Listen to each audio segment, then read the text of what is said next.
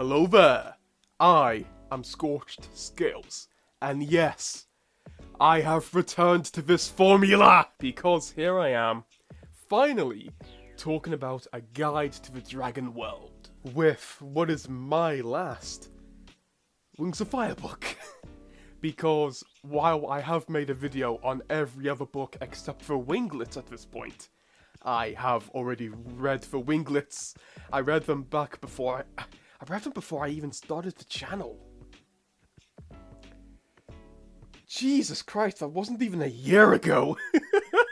But yeah, after reading this, I am now completely caught up with the series. But, since this is my last new Wings of Fire book for at least the next few years, what did I think of it? Well, to find out, let's go to the tier list! So right now, as of me recording this audio, where would I rank this book?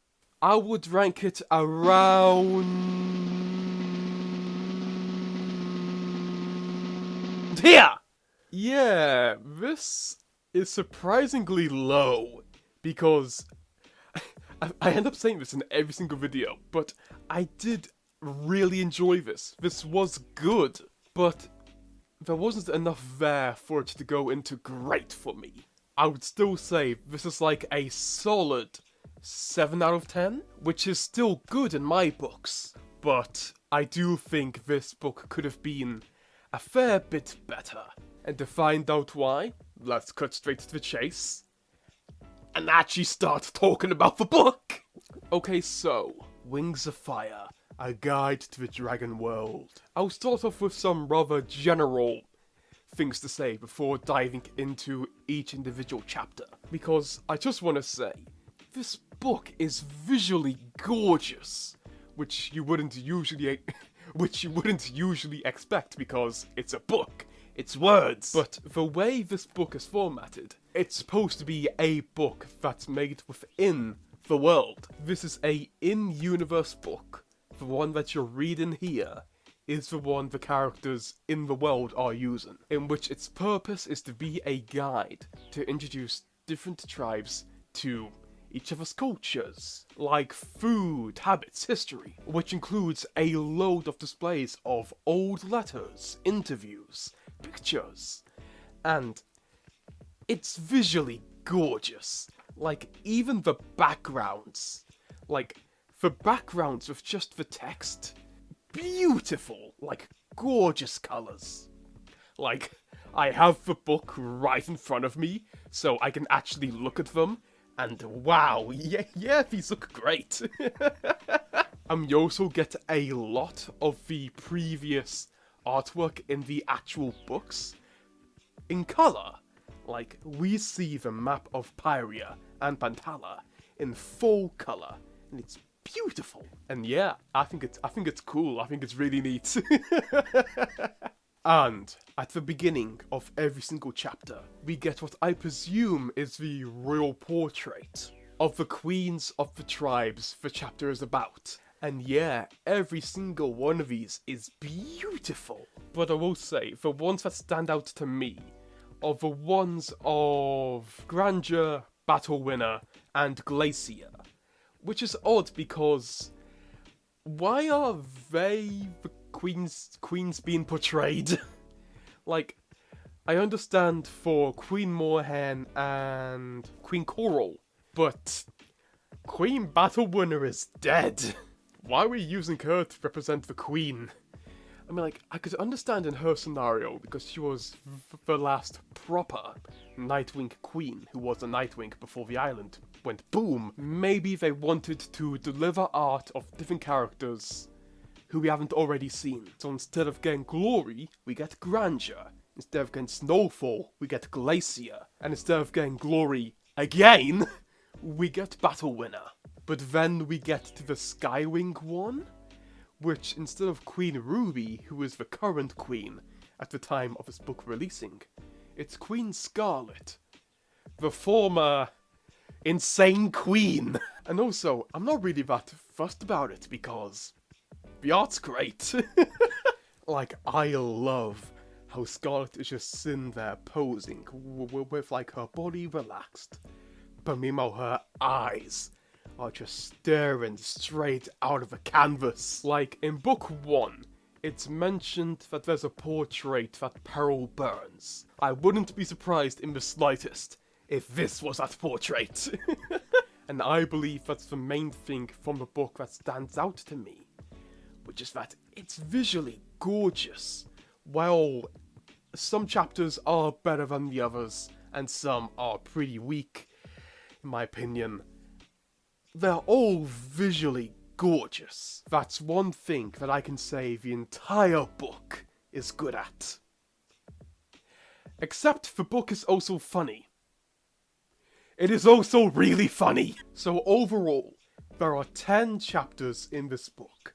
1 chapter for each tribe, alongside an introductory page from the Dragonets of Destiny. And if I'm not wrong here, I'm pretty sure this is the first time since the 5th book all 5 of the DoD have been together again. The first time the protagonists from the first arc are together again. Isn't in the second arc, isn't in the third arc, it's instead in a spin-off book. It only took us 11 books to get here. As I mentioned earlier, there's 10 chapters in this book, and I will fully admit, before I started reading the book, I did Google how long it will take me to read this, because I was legitimately curious if this would be shorter than the other books, and the results said it would take me around 3 hours to read it. It took me 10! My takeaway from this book is that I'm a very slow reader. But starting off with our first chapter, we have the Mudwings. Now, I will say, this is probably my favourite chapter, which is understandable because we don't get a lot of Mudwings. Our only POV from the Mudwings was Clay from the very first book. Like, we've had 19 books, well no, 18 books since then, and not one of them has been from a Mudwing. I mean, like, we've only had one Rainwing POV as well, but we see Rainwings all the time. They visit the rainforest a lot throughout the stories, but we barely ever see the Mudwing Kingdom. It was nice to see them actually get talked about for once. But even then, there was really only one segment of this chapter that I loved, because each chapter is an accumulation of knowledge on that tribe, ranging from personal notes of members of the tribe to like ancient letters written hundreds of years ago. And due to that, I have varying opinions on each page, essentially. That's how opinionated I am. I didn't mind the beginning segment with Sapia. Is that how you pronounce that name? Sapia? Sepia? I don't know. But that is then followed by a old scroll about the mysterious egg, about blood eggs, which of course are certain eggs in Mudwing nests, which are red, and they come out immune to fire. Well, not immune, more resistant to fire. And this scroll dictates the first time one of those eggs was allowed to live?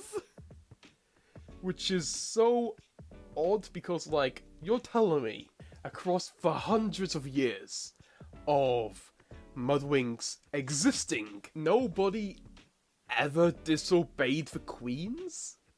Nobody ever said, "Hey, sod off! I'm raising this child!" But yet again, this could be the first time that somebody's hatched one and actually reported it to the queen.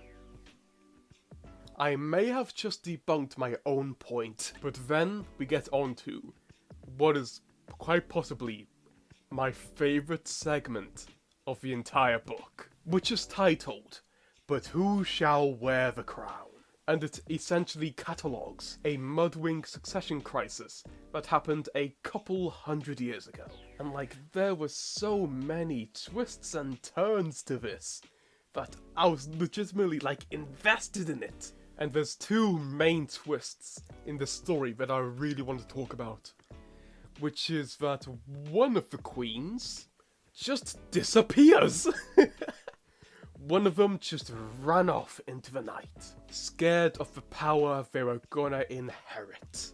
Which makes me think, could there possibly be like an entire bloodline in the Mudwing tribe that is related to the original royal family, and they don't even know it, because technically they're descended from the original royal family.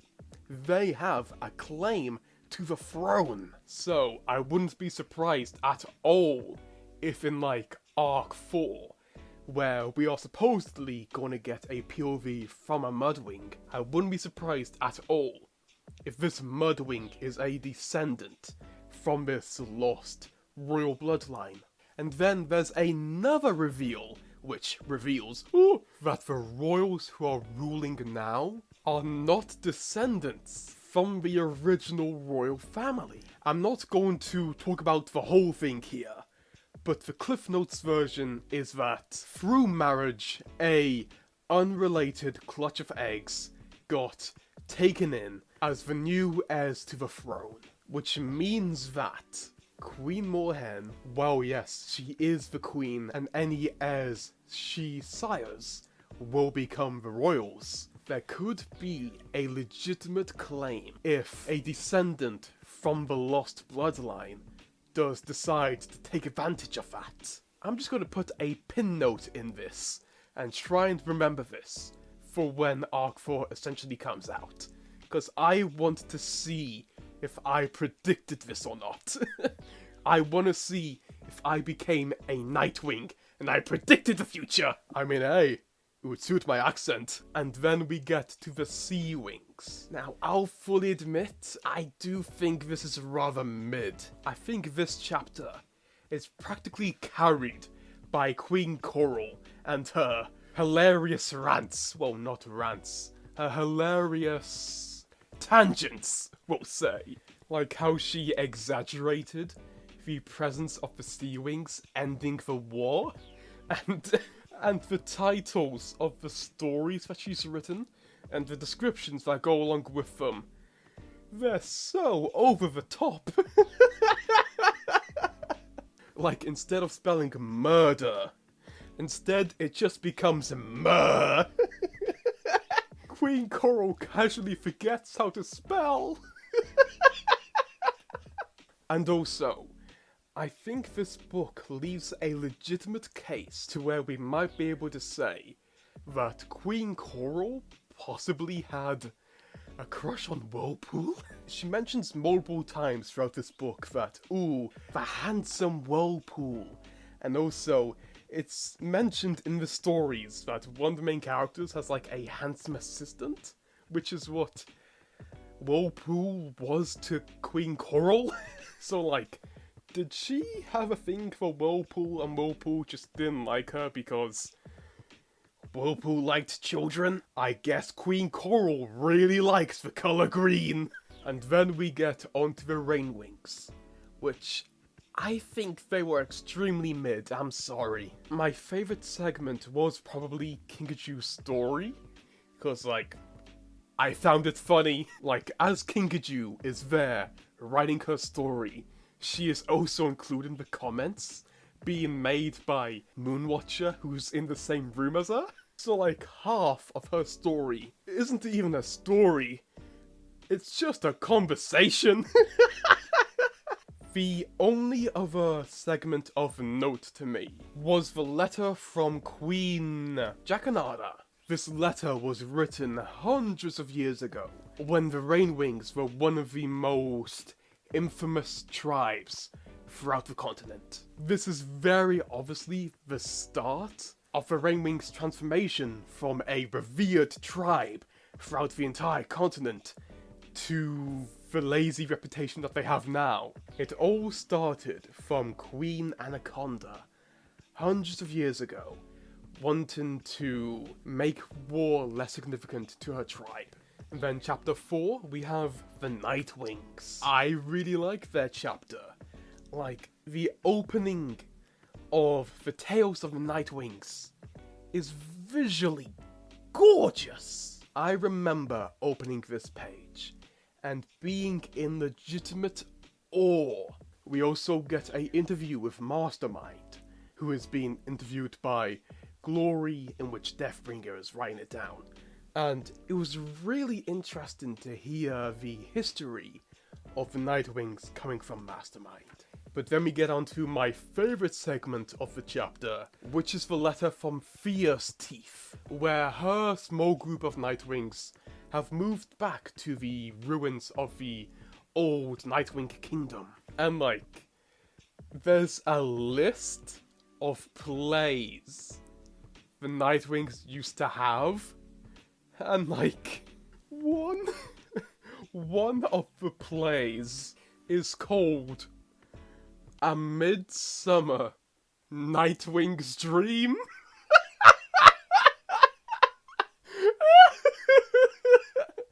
The Nightwings had Shakespeare. No. Shake teeth. Nightwing version of Shakespeare. Shake teeth.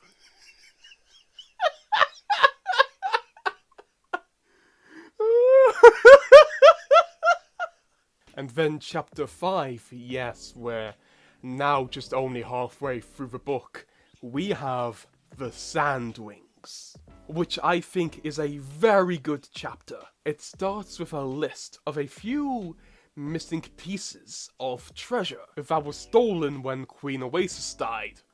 So like, I wouldn't be surprised at all if these came up in future books. And then we have yet another list of specimens from Burns' collection that was in the tower in book 5. The highlights to me are the wing of a dragon from Pantala that drowned on its way over to Pyria, because there is a tragic story behind that. There was a dragon from Pantala who tried their best to escape the grasp of Queen Wasp in search for another island, in search to get help, only to drown at sea. And included in the list is the stuffed Nightwing that the spare Dream Visitor was in book 5. Like, once again, there's a story to this guy. There's something behind this. I want to know what it is. What is their backstory? Why did they rebel? How did they get a Dream Visitor? And why are they here? And there's also the most significant part of Bun's collection, which is the White Dragon, which was a stuffed carcass of a mysterious white dragon that appeared in book 5. When I read book 5 for the first time, I thought it was a Silkwing, because I was aware Arc 3 was a thing.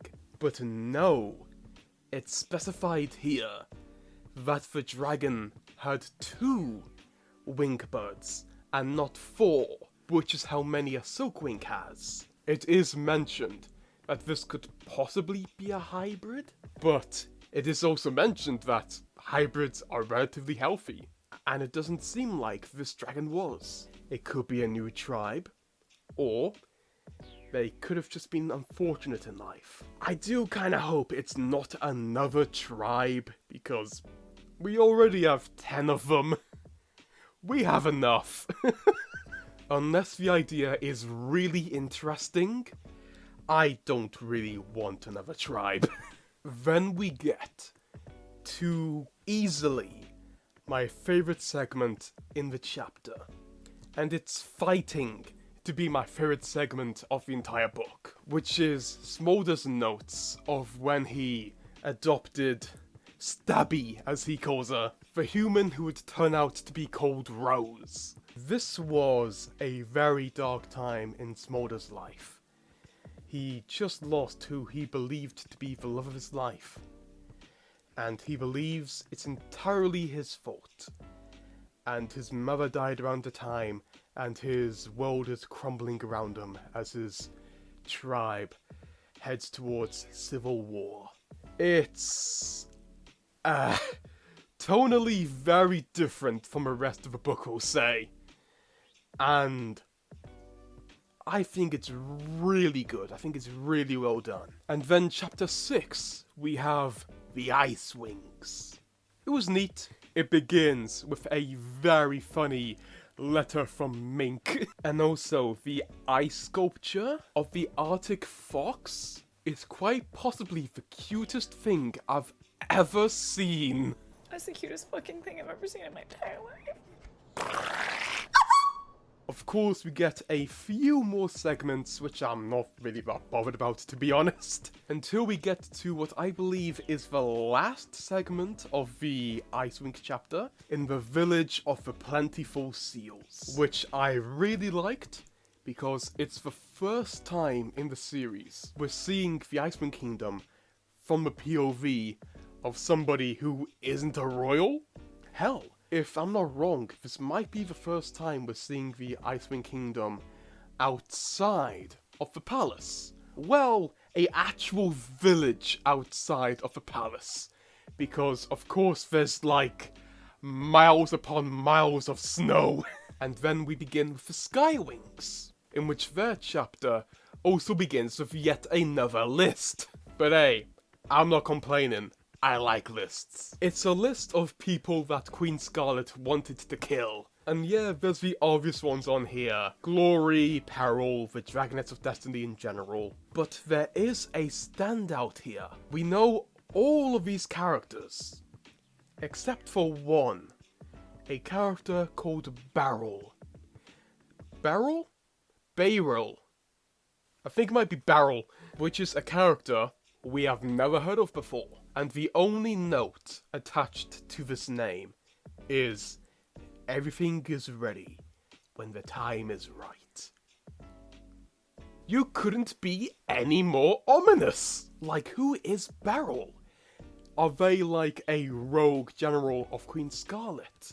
Are they a sleeper agent for Queen Scarlet who will, like, do stuff?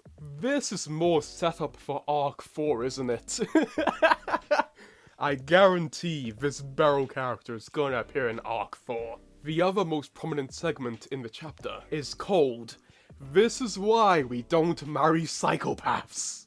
And like, yeah, we now have the answer to the question, who the hell would be mad enough to marry Queen Scarlet? In which we now have the answer. Somebody who's extremely egotistical.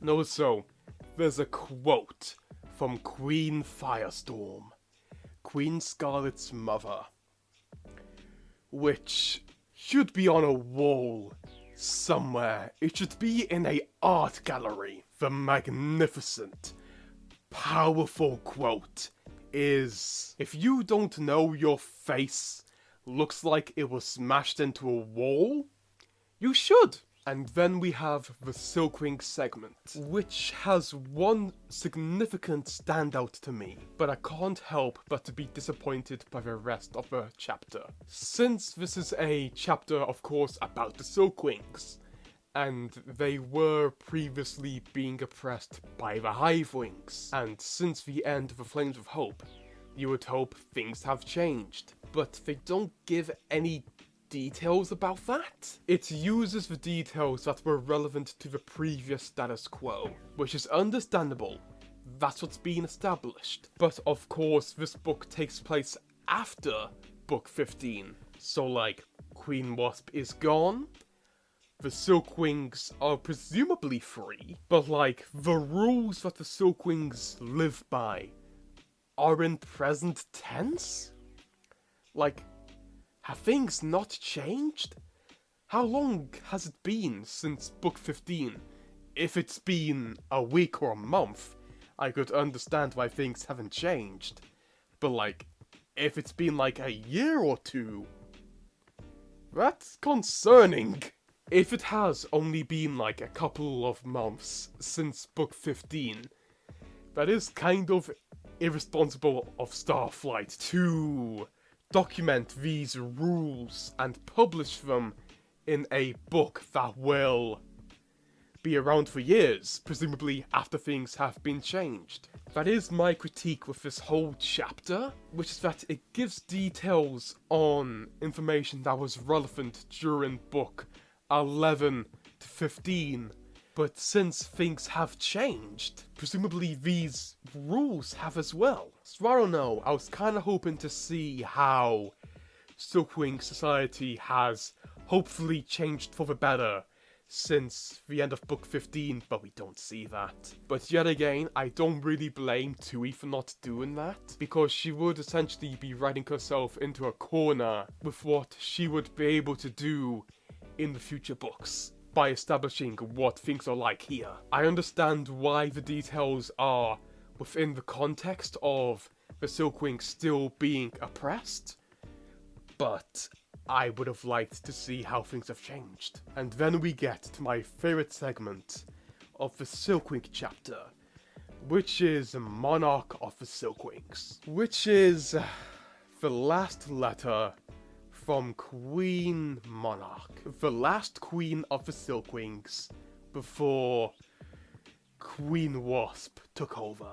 And it's so tragic hearing what might have been Queen Monarch's final words, with her being trapped in a room with nobody to talk to and just pieces of paper and just time to think about how she may have failed her kingdom. I wish we knew what happened to her. Like, she doesn't need to be alive, it doesn't need to be a happy ending. Yet again, this could be more material for Arc 4. I can't help but imagine that, like, Queen Monarch's been dead for years. And, like, her body is just, like, rotting in a room and nobody's checked on her in years. The last queen of the Silkwings, rotting away in a Hivewing prison. Anyways, on to food! Because the next thing is a recipe for in-universe honey drops. I am not gonna make these, because if I did, I would cause a wildfire. And then, on our second last chapter, we have the Hivewings. And I'm not gonna lie, I'm kinda disappointed. Because, like, it goes on about education, which I know some people will find very interesting, to further expand upon the previous Hivewing society before Queen Wasp got dethroned. Actually, it is only like 3 pages. I'm complaining about 3 pages. Then there's a list, yes, yet another list, of all of the hives on Pantala. And most of it is what you expect. The one that really stood out to me was Bloodworm Hive, where it stated that this hive was the cruelest, and it experimented on both Hivewings and Silkwings. In my notes I put a sad face next to that. Yeah, no shit. But I do think it was really cool hearing the full legend of the Hive, which is about dragons first arriving to Pantala. And also, a detail to note, all the dragons who left Pyria and moved to Pantala were all non-fire breathers. Like, obviously, structurally, it's done like that to explain why current inhabitants of Pantala have no fire coming out of their mouths. But what was the in-universe reason behind that? I'm intrigued. That short little detail intrigued me a fair bit. Like, ooh, what's the story behind that? We also get direct experts. Experts? Excerpts? Excerpts? From the Book of Clearsight. Now, of course, the vast majority of these are predictions made by Clearsight, her looking into the future and giving her successors, ancestors? No, not ancestors, the other way around. her descendants, yes. How did I forget the word descendants? Giving them advice. And one of these in particular really stood out to me. It's vague, it gives very little detail, but it says, I would advise no exhibitions into the poison jungle for at least another 500 years. I'm not sure why, because those futures get cloudy very quickly, but it seems to be the best to avoid it for as long as possible. Why? Why? Tell me. Tell me why! Is it because of the breath of evil? Does the population of those plants die down in the next 500 years? Or could there be something else?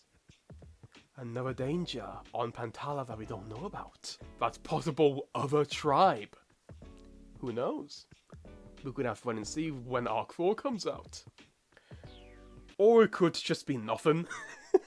And then we get on to the final chapter of the book, which is, of course, the Leafwings. And it begins with, guess what?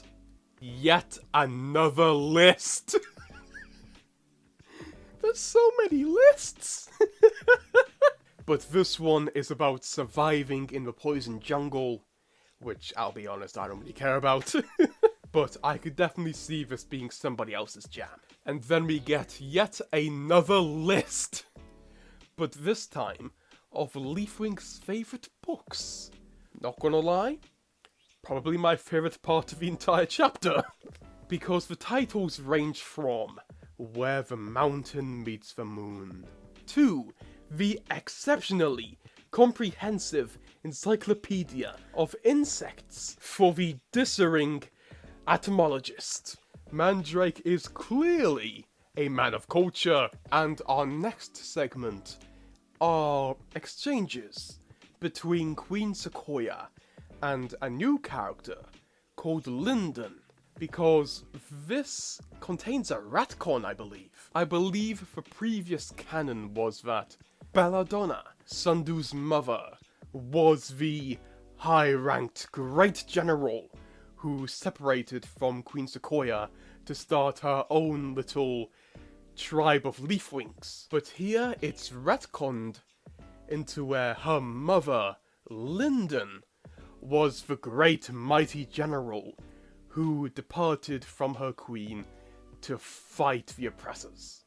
I mean, like, conceptually, I don't really like that because it's breaking previously established canon.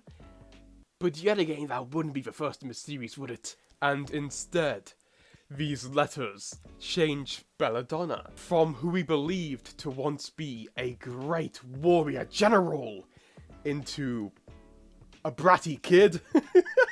Yet again, this is probably for the best, considering Belladonna is the in-universe representation of homophobia. So, like, you don't really want to give that character any good attributes, do you? And that's it. 2 lists and a conversation. It doesn't feel like a lot to me. And then there's 2 more pages in which they're both about scavengers, trying to raise awareness that they are intelligent humans and not to eat them. Which, sure, include that in the book. But that's the end. The book just abruptly ends. There isn't a proper ending, like they give us a proper beginning with Starflight introducing the book and a opening letter from the Dragonets of Destiny. But we don't get an ending? Really? We don't get any closing words from Starflight going, ooh, here's a book, learn more about each other, enjoy your year. But no, there's nothing. Like, what? Where's the rest of it? It really did feel like they were running out of pages for both this and the Leafwing segment to me. Like, come on, give us 2 more pages. But yeah, that's it. But overall, I do think this is a good book. Albeit, I think it's a very flawed book. There are some things that I really like, and there's some things that I straight up just don't care for, and I didn't talk about. But I do think there's something here for everybody. I enjoy the things that suit me, and you'll probably enjoy the things that suit you, and that's okay. We all have different opinions. Just I personally wish, as funny as it is, I do wish there was less of the lists, and more stories that delve into the history of the tribes, because those were the highlights of the book to me. And I am very excited to see if this is like dropping a load of like hints towards what's happening in the future. But for that, we'll just have to wait and see. And for the footage of this video, I of course was drawing Starflight originally, since he is the author of the book? No, he's not the author because he didn't write the vast majority of this. He would be the curator of the book. But considering, you know, he's blind, I had to include the second half of this duo that made this possible, in the form of Fatespeaker. Now, the reason why I didn't draw them at the same time wasn't because I decided to draw Fatespeaker after I finished Starflight. I was always going to draw Fatespeaker, but I just didn't know if I had the space for the time lapse. But it turns out I did, and now here we are.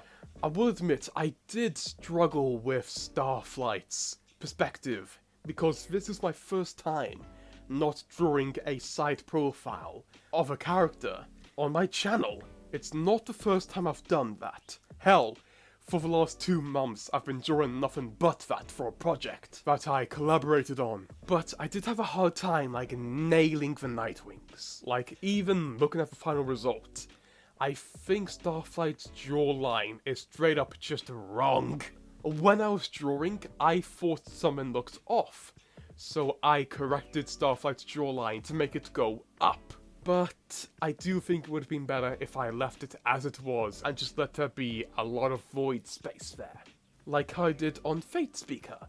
Like, I think the actual design and line work and anatomy on Fatespeaker is a lot better than on Starflight. But I will admit, it was my first time drawing her, ever.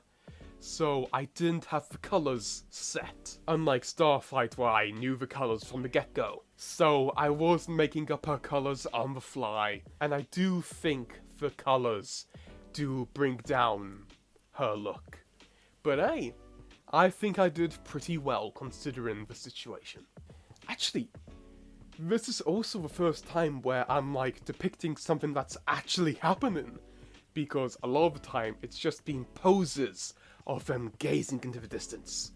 But now I'm depicting something that's actually happening, a actual action of Fatespeaker reading to Starflight, because Starflight is who John Cena is speaking to. But yeah, that's it.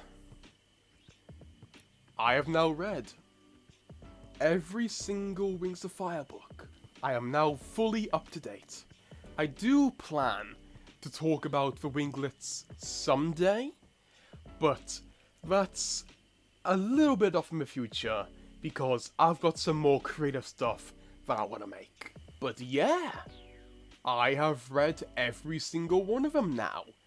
I went through 11 years of work in like 8 months. God, I need to find something else to read. But yeah, I think this is it, because I've been recording for over 2 hours now. It is nearly midnight where I am, and my voice is destroyed. So I better end this here. So thank you so much for watching, and I'll see you another day.